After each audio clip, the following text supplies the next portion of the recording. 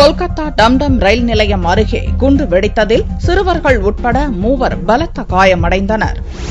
கொல்கத்தாவில் உள்ள டம்டம் கண்டோன்மெண்ட் ரயில் நிலையம் அருகில் உள்ள தண்டவாளத்தில் கேட்பாரற்று பேக் ஒன்று கிடந்தது. அங்கு விளையாடிக் கொண்டிருந்த ஷாஃபிக், ஷாருக் என்ற 2 சிறுவர்கள் பேக்கை எடுத்து திறந்தபோது அதனுள் இருந்த டிஃபன் பாக்ஸ் வெடித்து சிதறியதில் 2 குழந்தைகள் உட்பட 3 பலத்த காயமடைந்தனர். மேலும் 3 குண்டுகள் வெடிக்காமல் இருந்ததை ரயில்வே பாதுகாப்பு படையினர் கண்டறிந்ததை தொடர்ந்து சம்பவ இடத்துக்கு விரைந்து வந்த வெடிகுண்டு நிபுணர்கள் அந்த குண்டுகளை செயலிழக்கச் செய்தனர்.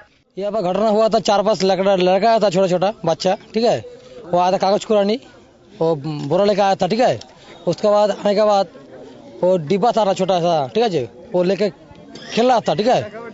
खेलने के बाद वो एक बास्ट हुआ, बहुत जोरा आंसू हुआ, ठीक है। एक लड़का बहुत हाथ पर उसका आंगुल टूट गया पूरा, ठीक है। वो सीरियस केस है, उसको हॉस्पिटल में भर्ती किया है, वो इमरजेंसी में भर्ती हुआ है। यही बात हुआ है। क्या मिला यहाँ पे बम मिला है। காயமடைந்த குழந்தைகள் உள்ளிட்ட 3 பேரும் கொல்கத்தாவில் உள்ள அரசு மருத்துவமனையில் சிகிச்சைக்காக சேர்க்கப்பட்டுள்ளனர். சமீப காலமாக கொல்கத்தாவில் குண்டுவெடிப்பு சம்பவங்கள் அதிகரித்து வருவது மேற்கு வங்க மக்களை கவலையில் ஆழ்த்தியுள்ளது.